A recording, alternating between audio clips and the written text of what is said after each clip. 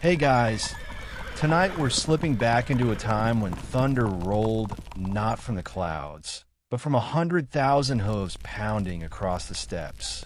The fires of war burned blue, yurts flapped in the wind like sails, and under every felt roof sat someone ready to quote the law at you while drinking fermented mare's milk.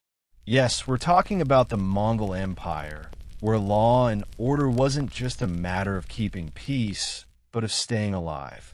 And you probably won't survive this. So, before you get comfortable, take a moment to like the video and subscribe, but only if you genuinely enjoy what I do here. Let me know where you're listening from and what time it is in your part of the world. Now, dim the lights, maybe turn on a fan for that soft background hum, and let's ease into tonight's journey together. You ride through early morning mist, wrapped in a heavy deal coat, breath visible in the cold air. Around you, the other horsemen are silent, not because they're tired, but because everyone's listening, waiting for a false whisper, a stray word, a name dropped in the wrong tone. Mongol law didn't just punish violence, it punished words. Spreading a lie could be a capital crime, and snitching about someone else, especially falsely, could earn you a punishment worse than theirs. You're in the heart of Yasen now, the sacred code laid down by Genghis Khan himself. Think of it as a scroll-meat sledgehammer legal system, flexible when it needed to be, but utterly merciless when it didn't. And one of its core foundations? Absolute honesty. Lying, especially to authorities or fellow soldiers, was treated like treason. In a society where the next raid or battle could mean life or death for everyone, trust wasn't a virtue. It was a survival mechanism. You lie about enemy movement, people die. You exaggerate your supply stock, troops starve.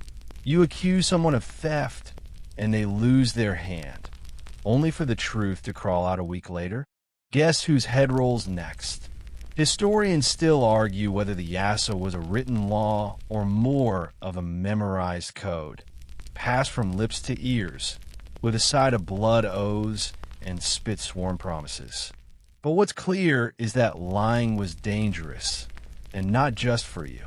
You pull your horse to a halt outside a black tent, a judge's tent, where disputes are settled with quiet words and a sword nearby. Mongol justice was fast. Trials were rare. If you were caught in a lie, the penalty often matched the damage you caused. Lie about grain to your superior, you'll watch your rations rot in front of you while being fed only dirt water. Lie about someone's actions in war, you might be tied to a stake while the falsely accused gets to choose what happens next. Spoiler alert, it won't involve hugs. And then there's snitching. Now, you might think that telling the Khan what someone else is up to would earn you points. Nope, unless it was truly life-threatening. Unprovoked tattling made you look weak. Dishonorable. A busybody. You know, like that one guy in the office who reports everyone for using too much printer ink. In the Mongol world, he'd be politely asked to take a very long walk into a very cold wind, without boots. But the system wasn't lawless, far from it. Genghis Khan understood the value of fear, yes, but also of consistency. If people knew that breaking the rules meant clear, brutal consequences, and that honesty protected them, it actually encouraged unity. Imagine a society where you could leave a gold bracelet on a fence post and come back weeks later to find it untouched. That wasn't legend. That was Mongol discipline. There's a fringe theory some historians toss around, that this legal honesty policy might have contributed to the speed of Mongol conquests. Not just the army's strength, but the fact that each unit could trust the other blindly.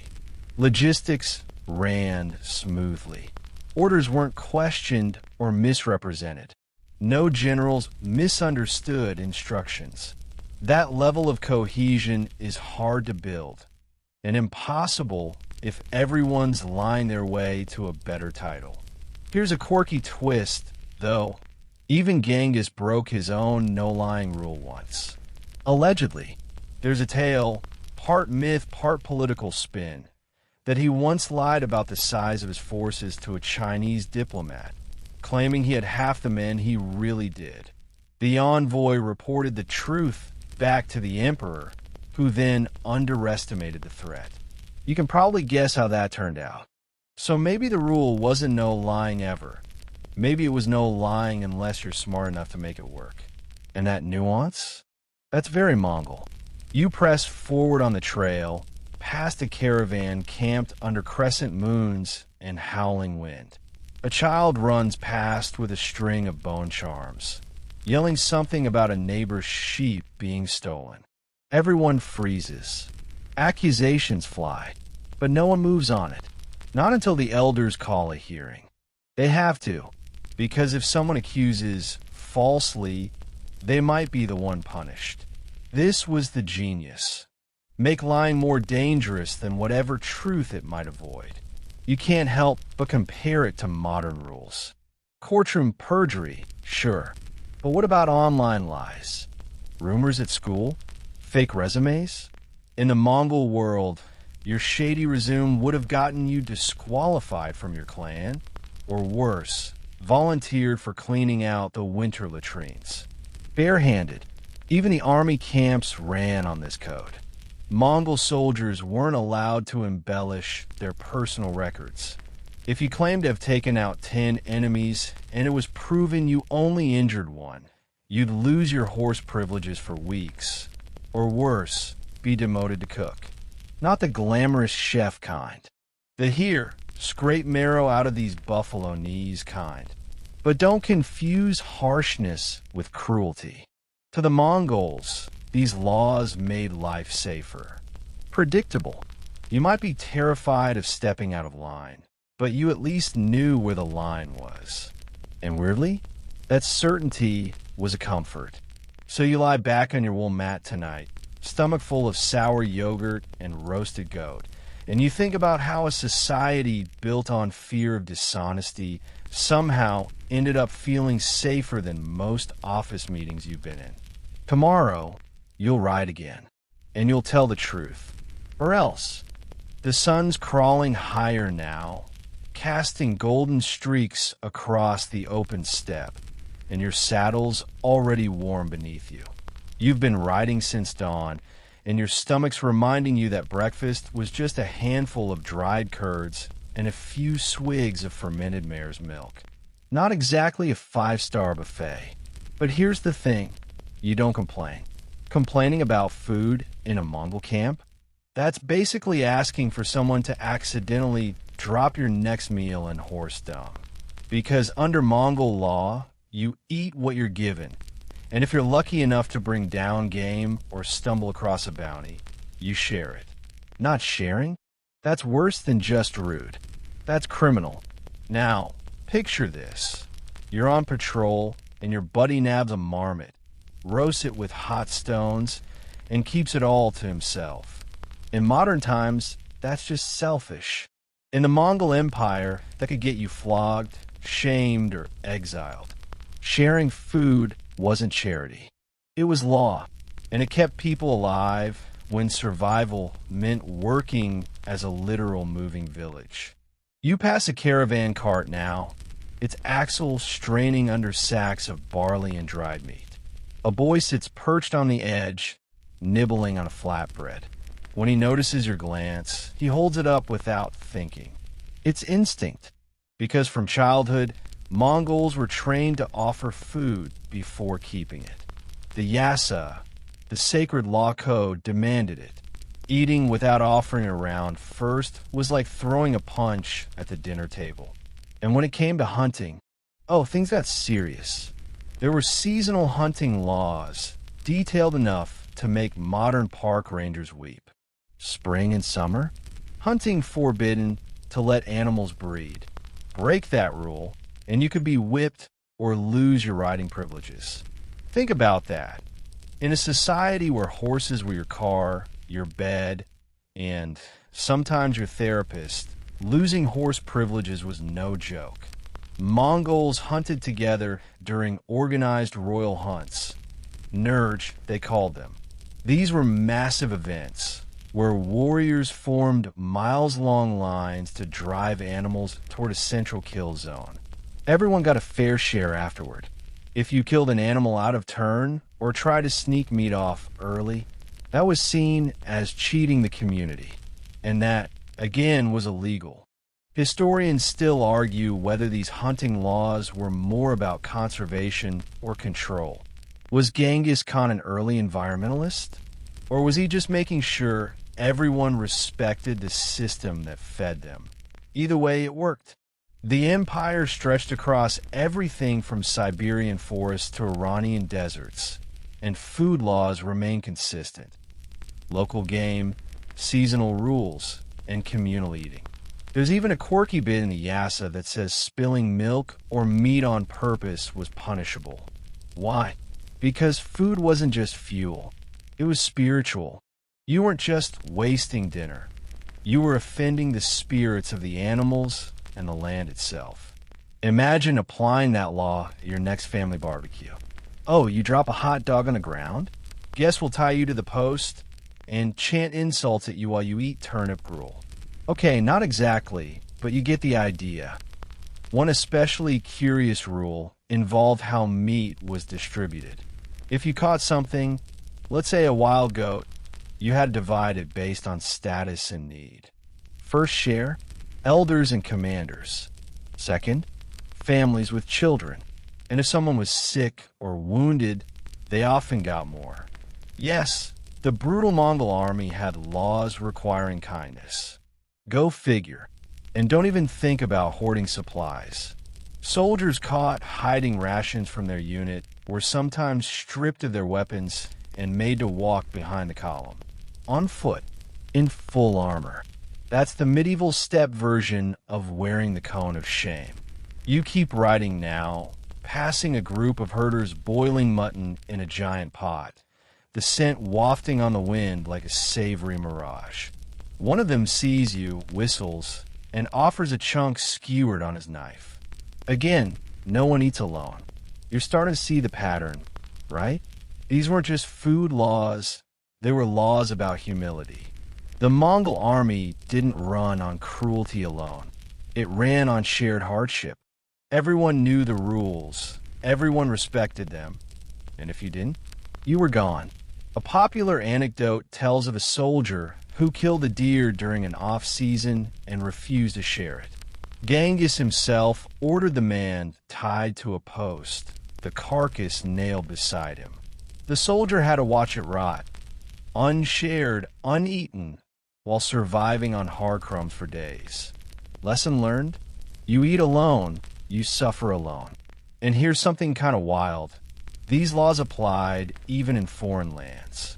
When Mongol envoys or armies passed through conquered cities, they were required to observe local harvest customs. But the Mongol code still applied. That meant no gorging on forbidden food, no butchering sacred animals, and no skipping the share your meal ritual. You conquer a city, sure, but you still offer grandma your dumplings. Modern parallels? Think of emergency shelters or disaster zones. Food is rationed, shared, no hoarding allowed. It's not just about being nice. It's about keeping the group alive. And the Mongols figured that out centuries before any Red Cross tent was ever pitched. You finally reach your camp as the sun starts to dip, your muscles aching and your hands stiff. Someone hands you a bowl, lukewarm goat stew, a few wild onions floating in it. Doesn't look like much. Tastes like home. As you sip, you glance at the man next to you, someone who, yesterday, nearly lost a finger in a knife accident. Tonight, he gets 2 bowls. He doesn't have to ask. It's just the law. And you wonder, as you scoop the last bit from your wooden bowl, how strange it is that the most feared empire in history ran on soup, fairness, and don't be a jerk rules. Then again, you don't feel very hungry anymore. You wake to the sound of prayer, low murmurs riding the morning wind, half lost among the whinnying of horses and the faint hiss of a fire being rekindled. You sit up, rubbing sleep from your eyes, and see a shaman painting ash on a warrior's forehead. A few steps away, a Christian monk lights a candle. Farther still, a Muslim scholar kneels toward the west, and no one is trying to stop anyone. That's not just tolerance. That's the law. Welcome to one of the most radical parts of Mongol rule, enforced religious freedom. You'd think a conqueror like Genghis Khan would demand everyone bow to his gods, or at least pretend to. But no, under Mongol law, you could worship whoever you wanted, or no one. Just don't mess with someone else's beliefs. Seriously, don't. See, the Mongols didn't just allow religious freedom. They legally protected it. According to the Yasa, religious figures were immune from taxation, military service, and even interrogation. If you laid a hand on a priest, monk, or shaman, that was grounds for execution. And not a quick one. Imagine that. An empire known for burning cities and launching plague corpses over walls also wrote into law that you must respect the clergy. It's like finding out your local biker gang has a deep appreciation for vegan baking.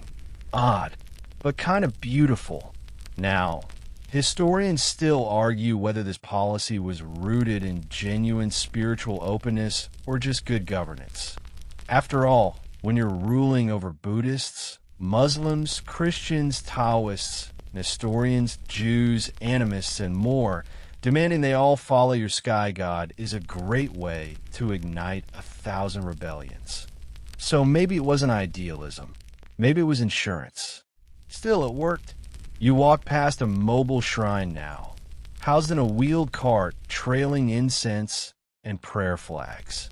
Mongol commanders sometimes traveled with entire religious entourages, shamans for protection, monks for writing, astrologers for advice.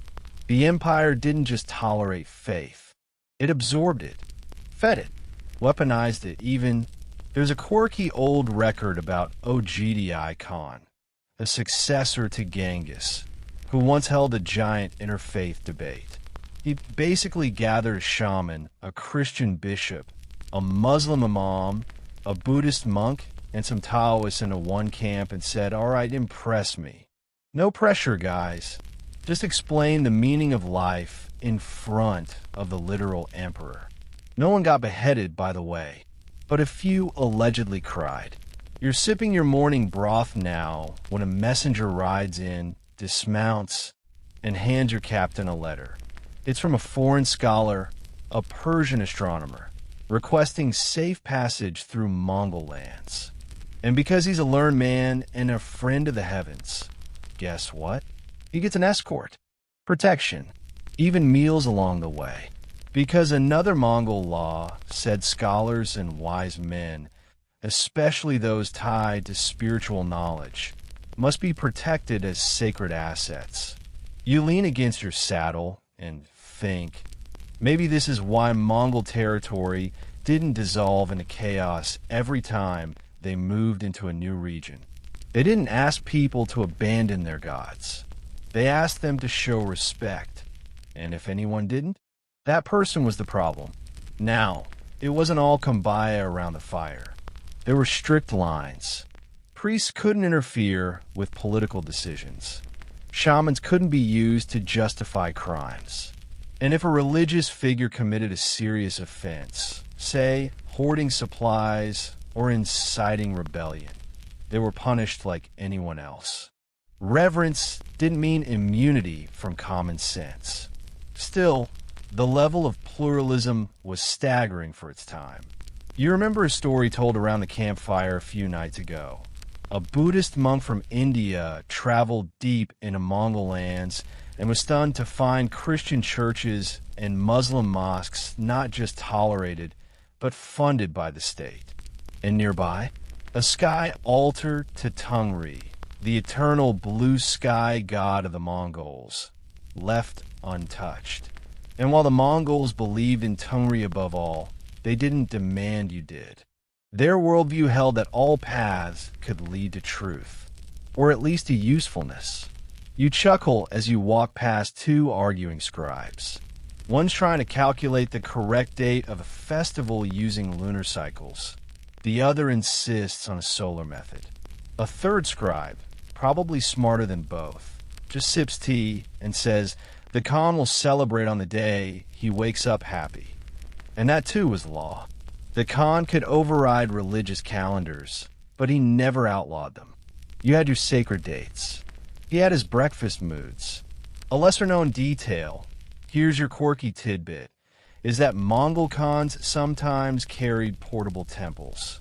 Not just shrines, but full-on wooden folding sanctuaries. Pop them up like medieval IKEA. Worship on the go. You're starting to notice how deeply these laws shaped daily life. Food laws built unity. Honesty laws kept discipline. But religious freedom? That built trust. Mongol law didn't just control you. It made you feel seen. And for a goat herder turned scout like you, that matters. There's an irony here, though. While faith was protected, the Mongols themselves didn't build many temples. They funded them, yes, maintained them, but Mongol leaders often worshipped outdoors under the sky. Tungri was always watching, no roof required. You step into a felt-walled yurt used for meetings. On the table, scrolls in Arabic, Sanskrit, and Latin. Someone's translating legal codes into 3 languages. It's not just bureaucracy, it's policy. Because another law, translators were sacred too. You take one last look around before stepping out into the sun, knowing that today you'll be riding alongside a Taoist, a Christian, and a man who swears his goat is the reincarnation of his grandmother. And legally, you can't question it, as long as that goat doesn't steal your jerky. The wind picks up as you ride farther north, slicing across your cheeks like cold glass. Your scarf's pulled high, your hood low, but nothing stops the chill that creeps in once you cross into open ground. You squint toward the horizon. There's a rider galloping your way, kicking up dust in a neat, disciplined line. Probably another merchant's guard or a postal messenger. He slows, nods, then drops something into the snow. A leather pouch. You dismount to pick it up, and inside, a tiny silver cup and a folded piece of parchment. Not yours. Not his. And now, it's your problem. You see, under Mongol law, accidental possession wasn't a loophole. It was a liability. The rules on property weren't just strict. They were obsessive. You don't take what isn't yours. You don't keep what you find. And if you break something, even by mistake, prepare to pay double. This wasn't some loose moral guideline. It was written, or maybe ritually spoken, right into the yasa. All stolen goods must be returned to their owner, no matter how small. If the owner can't be found, the item must be reported to your commander, your elder, or the nearest judge. Not doing that. That's theft by silence. You look around. Nobody saw you pick it up. But the law says someone always does. Mongol society was mobile, but it was also tightly monitored. Everyone belonged to an arban, a group of 10 families. These groups were interconnected through dozens more into a hierarchy of accountability. If you kept that cup and were caught, not only would you be punished, but your whole arban might be fined or shamed. And if someone in your group turned you in, you couldn't even be mad, because not turning you in would put them in trouble too. Historians still argue whether this system came from earlier steppe traditions or if Genghis Khan invented it wholesale. But the result? A society where trust wasn't just expected, it was enforced. If you lost a saddle, a blade, or a precious bowl, chances were high it'd make its way back to you, intact. The punishment for theft? Well, Let's just say you didn't want to find out. First offenses might get you public flogging. Second offenses could cost you property. And third, that's when the dogs come out. Literally. One fringe account claims that a repeat thief in Karakoram was tied to a post and surrounded by half-starved dogs, told to defend himself with nothing but the very item he stole. Scholars debate the accuracy of that one, but still, you don't want to risk it. You secure the pouch in your saddlebag and gallop toward the next relay camp. It's the right thing to do, and more importantly, it's the legal thing to do. Now, let's talk about something deceptively simple: borrowing. Under Mongol law, borrowing without permission, even if you fully intended to return it, was considered theft.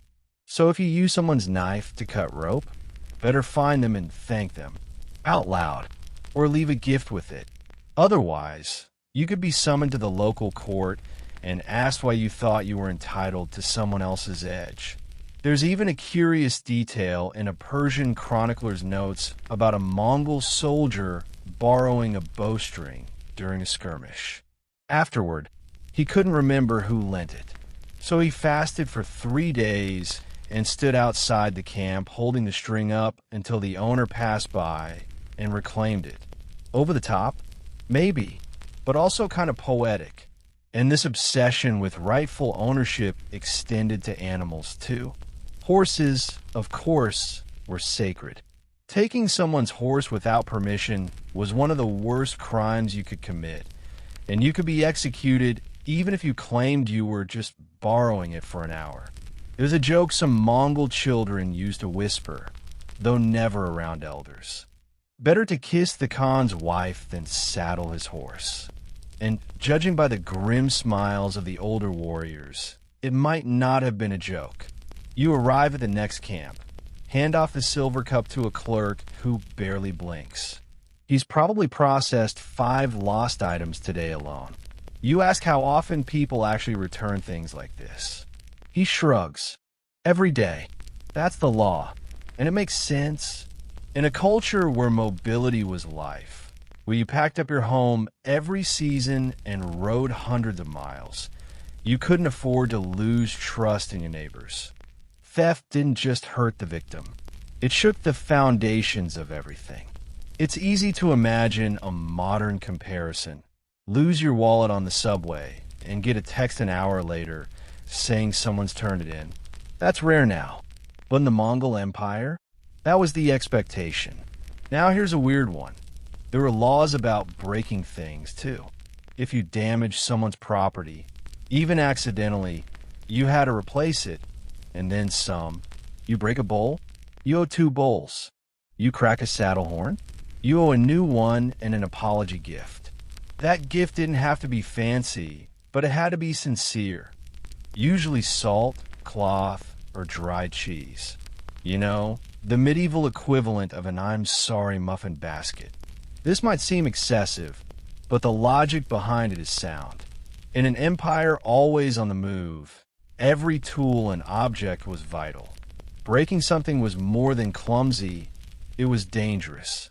A cracked stirrup could mean a broken leg. A snapped tent pole could mean freezing to death. So yes, double the cost.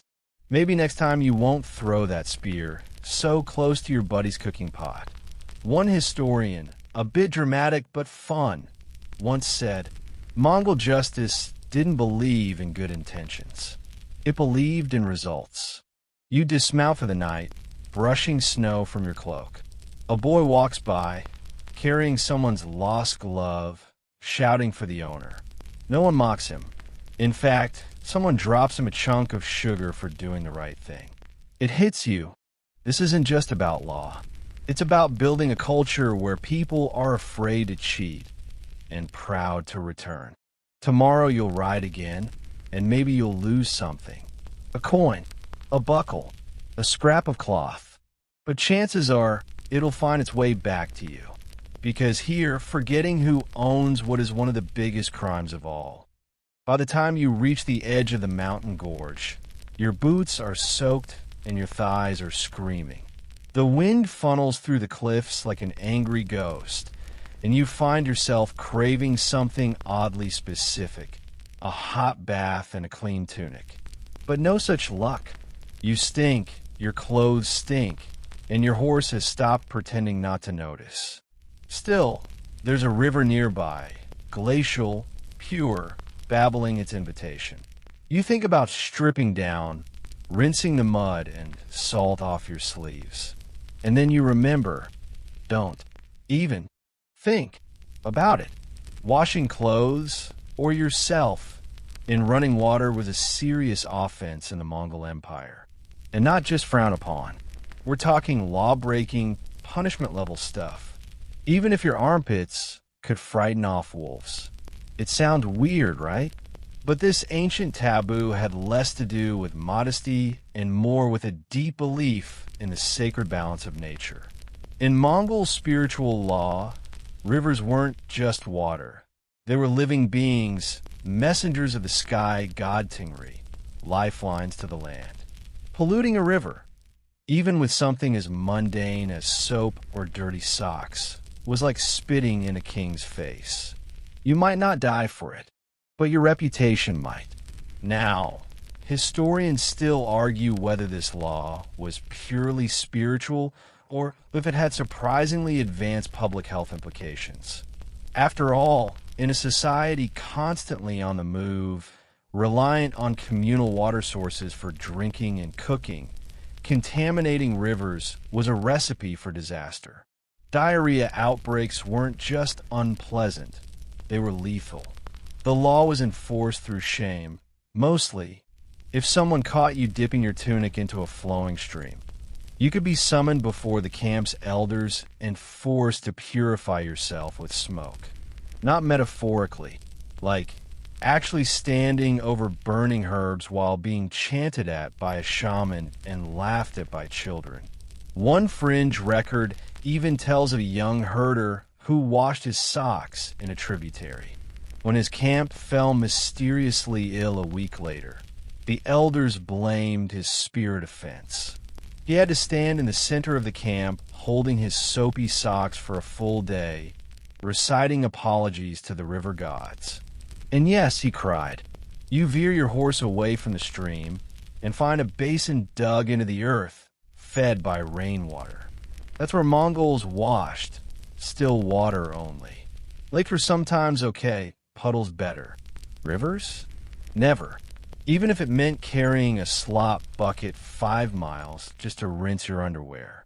There's something beautiful about that, in a strange way. The rule wasn't about convenience. It was about connection to the land, to tradition, to the belief that water carried memory. Even now, centuries later, nomadic herders in parts of Mongolia still whisper blessings before drawing water from certain rivers. Some won't even say the river's name aloud unless they're standing right next to it. Old habits, it seems, are hard to kill. As you tie your horse to a pine branch, you recall a saying your commander told you. You can survive without food. You can ride without sleep. But insult the river, and even the mountains will stop protecting you. Pretty dramatic, sure, but that was Mongol belief, steeped in reverence for the land that sustained them. The sky was a god. The wind, its breath. The rivers? Living threads of fate. And so the law grew from this worldview. Don't wash in moving water. Don't throw waste into streams. Don't let animal dung float downstream. The Yasa included rules about camping locations specifically to keep human mess away from sacred waterways. Penalties weren't always deadly, but they were public, humiliating, and almost always involved re-education. You, a bucket of ash, and a very judgmental elder. You chuckle, thinking of that one clumsy archer who dumped his breakfast slop near a brook and got assigned to muck duty for a week. No one ever let him forget it. Every time someone farted in camp after that, they blamed his ghost porridge. But here's the modern parallel that hits you square between the shoulder blades. These laws, weird as they seem, were thousands of years ahead of their time. Think about how we now obsess over water pollution, sewage runoff, microplastics. And here was the Mongol Empire, centuries back, enforcing eco-law with stricter penalties than some modern cities. You may not have heard of a Mongol Environmental Protection Agency, but believe me, they had one. It was just made of grandmothers and shame. You unpack your bundle of laundry and lay in the sun, dry wiping the worst stains off with a fistful of moss. That's legal. That's safe. And it's kind of satisfying. Nearby, two soldiers are arguing over who let their sheep drink upstream of the food trough. Technically, it's a violation. And technically, they both get to drink from the punishment ladle tonight, a hideous wooden spoon carved to resemble a farting camel. It's not about hygiene. It's about honor. Even the bath rituals were different. There's a fun little tidbit about Genghis Khan's court. When ambassadors from the West brought perfume and soap as gifts, the Mongol nobles were confused. Why? They asked, would you scrub away your body's natural smell? It might confuse the spirits. And worse, make you smell like a flower instead of a warrior. One courtier reportedly tossed a soap bar into a fire, thinking it was cursed wax. Another tried to eat it. You finish wiping your boots, stretch, and lie back on a flat rock. The river sings nearby, untouched, unpolluted, proud. It's funny how some of the empire's harshest laws were also its most gentle. This wasn't just about obedience. It was about respect, reverence, a reminder that not everything should be touched, even if you're covered in grime. So next time you drop a soda, can in a storm drain or flush something questionable down the toilet, think of the Mongol Empire and its river gods. Think of that herder with the socks. And maybe, just maybe, use a bucket instead. The sun's blazing over the open plain now, turning the grass into a golden sea that dances beneath your horse's hooves. The air is dry, the wind lazy, and somewhere in the distance, a lone flute plays a tune that might be ancient or improvised, or both.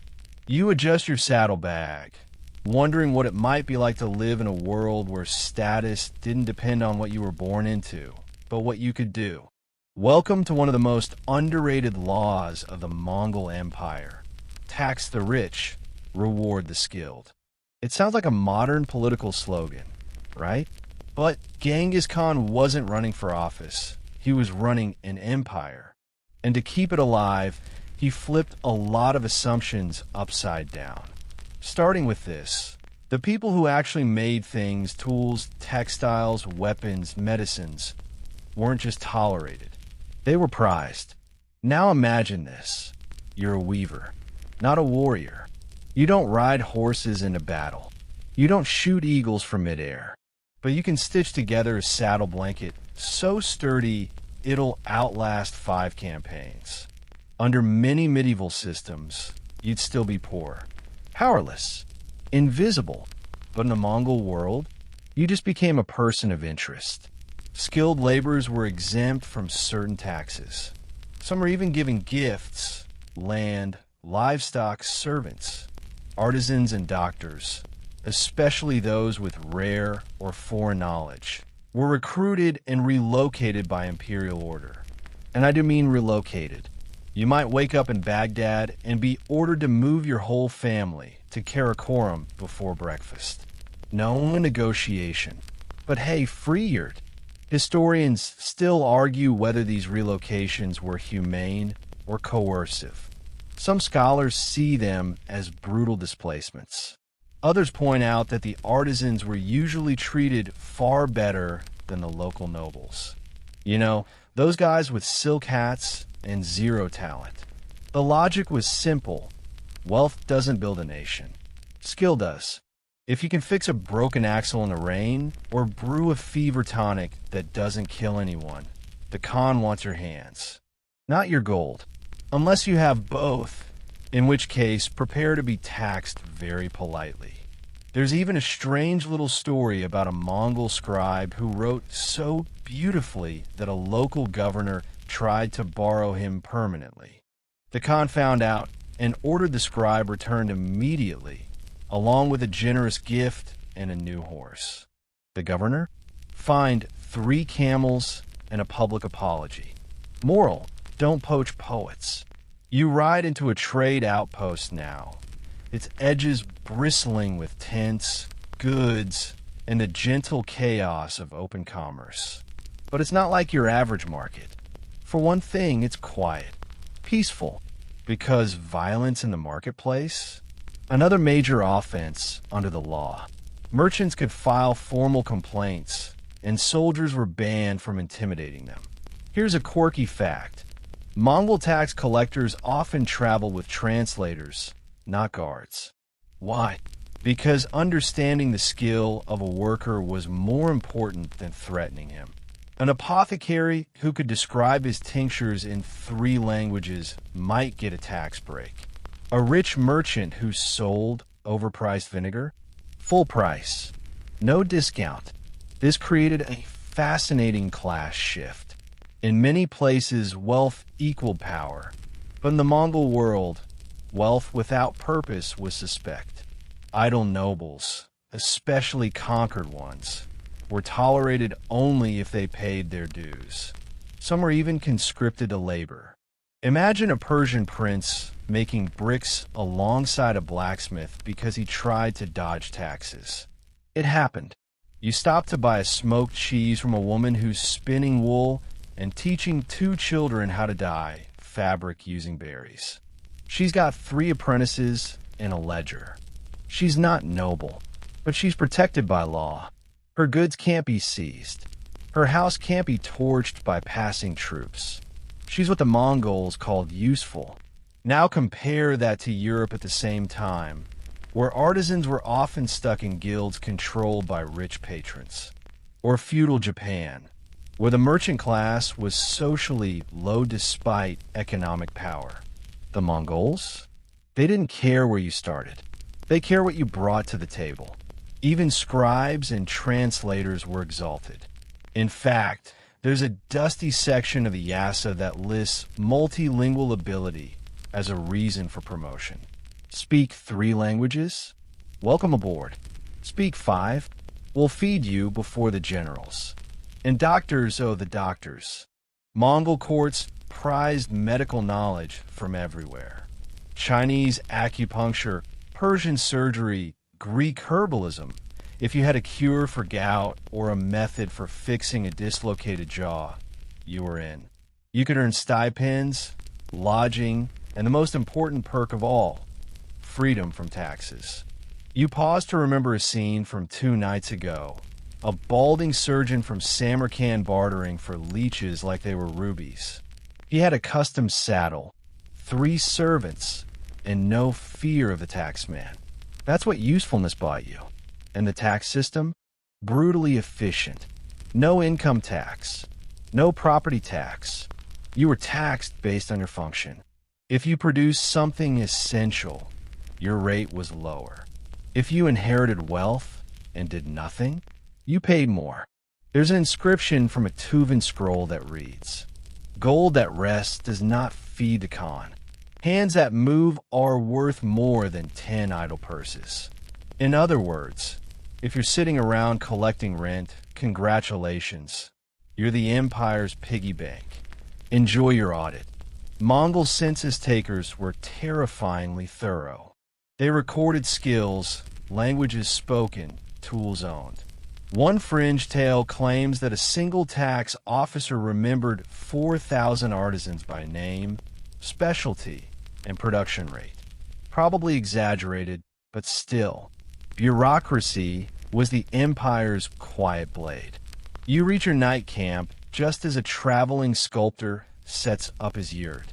He's escorted by 2 armed guards, not because he's dangerous, but because his work is valuable. The guards are there to protect him. That's the legacy of this forgotten law. The empire didn't just conquer. It cultivated. And the message was clear. If you can do something with your hands, your brain, or your voice, you belong. If you sit on gold doing nothing, don't get too comfortable. Because in the Mongol Empire, talent paid less tax, and laziness paid full price. The night air hits sharper than before, the kind that slices into your ears and makes your nose run whether you want it to or not.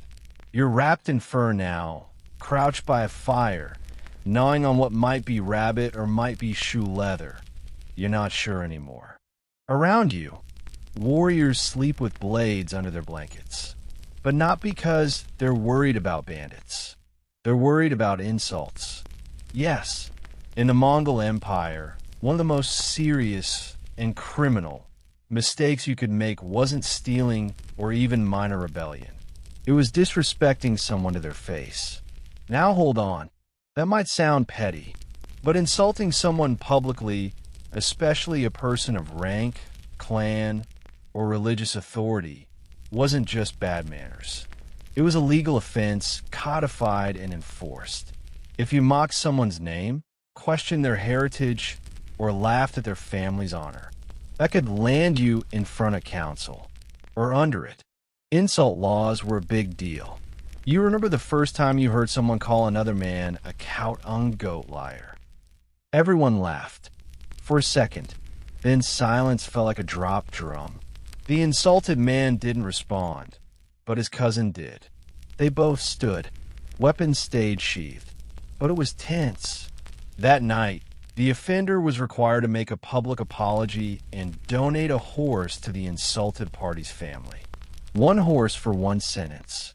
Not a bad exchange rate, considering the other option could have been exile. Historians still argue whether this policy was about honor or control.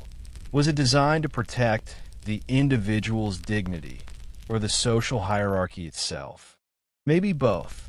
The Mongol system prized unity, discipline, and above all, mutual respect, especially among warriors. Because the moment one soldier felt publicly shamed, trust fractured.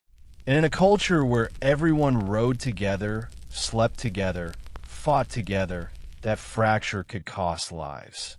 Even in jest, jokes had rules. If you wanted to mock someone, it better be with permission or within your own family. Outsiders tossing shade? Not allowed. You don't call someone's uncle a donkey unless you're willing to duel over it. Spoiler, you're not. There's a quirky old proverb from a Mongol manuscript. Words ride faster than horses and strike deeper than arrows. And that's exactly how they saw it. Disrespect could unravel an entire command chain. So, to prevent this, the law enforced ritualized politeness. When addressing someone older or ranked higher than you, there were specific greetings, body postures, and language you were expected to use. Forgetting them wasn't awkward. It was grounds for public censure. You once saw a merchant approach a general without dismounting. Big mistake. He didn't get flogged, but he was made to carry the general's saddle for a full day. Barefoot, in frost. That's a lesson you don't forget. And this went both ways. High-status individuals couldn't randomly insult lower-class folks either. A noble who called a servant dog-blooded or dung-born without cause could face formal complaints. And if the insult caused unrest or loss of morale in a military setting, that noble might lose command.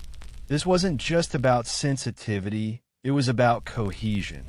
In the chaos of conquest, people needed to trust that their dignity was protected. Whether you were a general or a stable boy, you had the right not to be publicly humiliated. That made people fight harder, march farther, stay loyal longer. Even nicknames had boundaries. A funny one. There's a scroll noting a soldier nicknamed Squeaky Yurt because he snored like a creaky tent in the wind. He liked the name, but when someone outside his Arbin called him that, he flipped a saddle. A complaint was filed.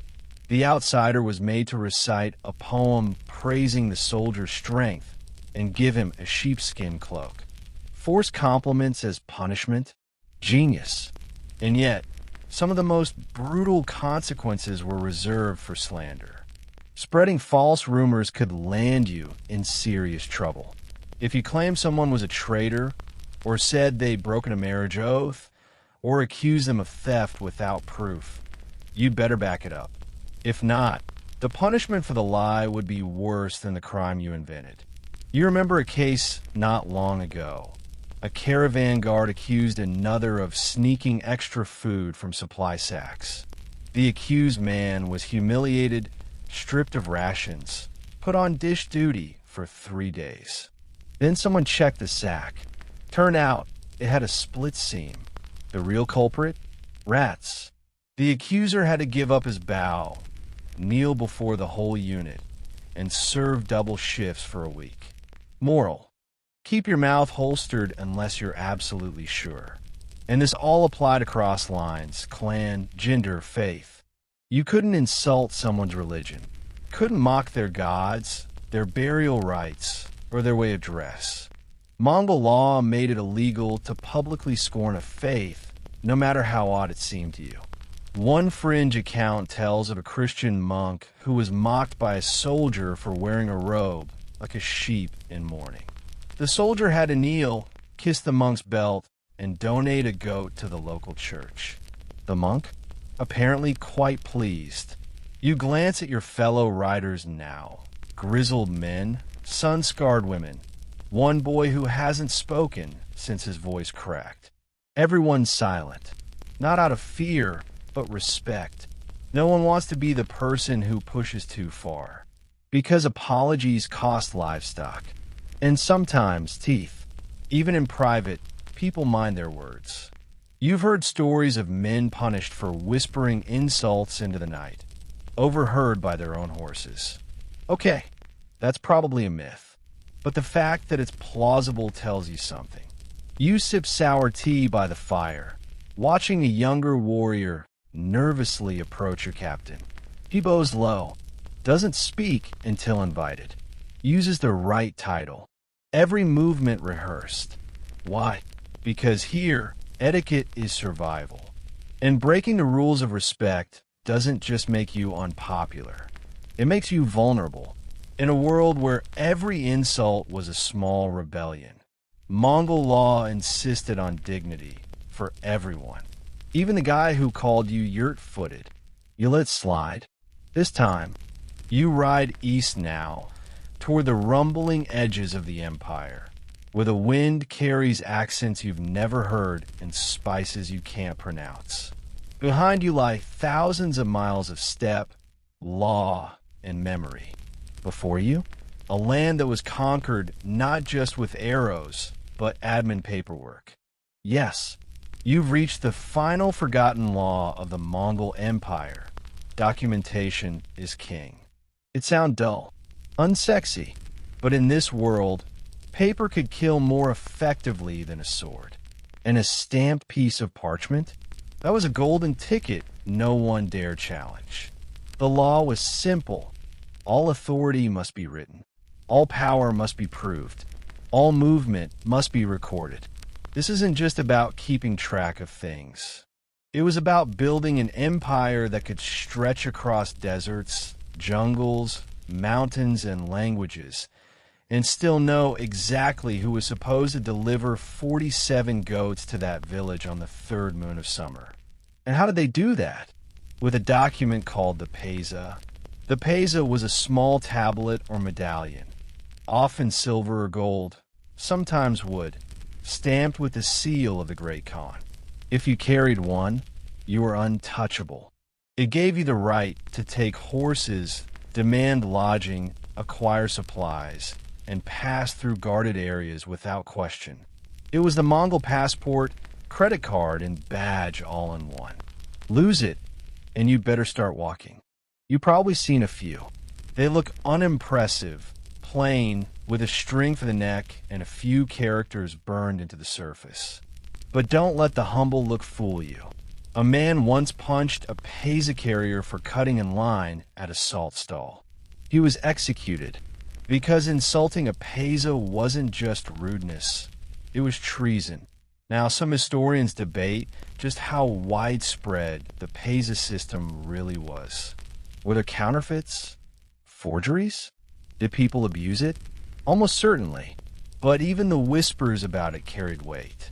Imagine being in a tiny mountain village, hearing hoofbeats, and seeing a traveler flash that little tablet. Do you risk questioning him? Or do you offer your best bed, your last egg, and a forced smile?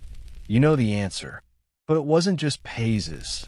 Every movement, every caravan, trade deal, tax collection, or marriage alliance had to be documented. Even battlefield promotions were written down, recorded, and sent to the Central Archive. That's right. The most mobile military force in history had paper trails. The Mongols knew that verbal commands faded. Witnesses died. Memories warped. But paper? Paper whispered across generations. And in a world stitched together by horse tracks and campfires, the written word was what kept it all from unraveling. You recall a commander telling you once, "Never trust a sword that isn't backed by ink." And he was right. Here's a quirky law you didn't expect. Changing your job without permission was illegal. That's right. If you were registered as a bowmaker, you couldn't just wake up and decide to become a cook. Why? Because your skills were logged, categorized, and assigned to the needs of the empire. Moving from one village to another? Same problem. You needed written permission. The Mongol postal system, called the Yam, depended on this. Riders couldn't gallop blindly across the continent, hoping someone would feed them. They had documented routes, fixed stations, and registered keepers. If a station failed to deliver, the keeper could be punished by a fine or flogging. And yet, this system worked. A letter could travel from Beijing to Tabriz in a matter of weeks. With a Peza and the proper documents, a merchant could ride from Korea to Kiev and be fed, sheltered, and guarded the whole way. Try doing that on horseback without getting robbed today. Even marriage contracts were a legal art form. Want to marry across clans? You needed approval. Need to adopt someone? Write it down. Disown someone? Same. Mongol courts wouldn't even consider a case unless it came with documentation. Witnesses helped, but paper ruled. There's a fun fringe tale about a soldier who tried to sneak past a checkpoint with a fake travel order. He forged the signature, but misspelled Karakoram. He claimed it was an ancient dialect. The guards burned his boots and made him walk to the nearest magistrate barefoot. He confessed before he got halfway there. Documentation wasn't about paranoia. It was about trust. In a multicultural empire with dozens of scripts and hundreds of dialects, writing things down was the only way to keep promises. Even punishments were documented. If someone was executed, a clerk recorded it. If someone was exiled, it went on a scroll. Want her land back in 10 years. Better hope someone wrote it down. You arrive now at a small outpost where two scribes sit cross-legged beneath a canopy, dipping reed pens into ink and shouting dates at each other. Third day of the sheep moon. No, second day. He sneezed before sunrise. You smile. Mongol bureaucracy might have been brutal, but it had character. One of the scribes glances up at you. Name? Origin? Rank? You rattle it off. He checks his scroll, nods, then stamps a tiny slip and hands it to you. And there it is. Your right to continue. 1 inch of paper. 1 empire of consequence. This is the last stop on your journey through the laws that held the Mongol world together. And as you stuff the slip into your cloak, you realize something strange. They weren't just laws. They were stories. Stories of fairness, reverence, humility, and trust. Written into the bones of an empire that moved faster, reached farther, and lasted longer than anyone thought it could. And the reason it worked? Because even the fiercest riders respected a piece of parchment more than a blade. And now, the fire's burned low, the hooves have gone quiet, and the wind over the steppe has softened to a whisper. You pull the blanket tighter around your shoulders, tracing your fingers along the edge of your imaginary pesa, wondering if the stories of laws and scrolls and sacred rivers will still hum in your ears by morning. But maybe that's the beauty of it. In the stillness, those forgotten rules, those strange, practical, sometimes poetic laws, feel less like distant relics and more like quiet advice. Share what you have. Respect the river. Mind your words. Treasure your skills. Don't take what's not yours. And write it all down. Because in a world constantly shifting, under galloping clouds and between collapsing empires, there's power in the things we choose to honor. Power in fairness. Power in restraint. Power in not being a jerk when you really want to be. So wherever you are tonight, on a real bed or a floor mat, under stars or a ceiling fan, take a slow breath. Let the rhythm of the ancient steppe settle your bones. You're not riding anymore. You're resting. And with that, the campfire dims, the scrolls close, and the empire, laws, horses, ghosts and all, quietly folds back into the dark.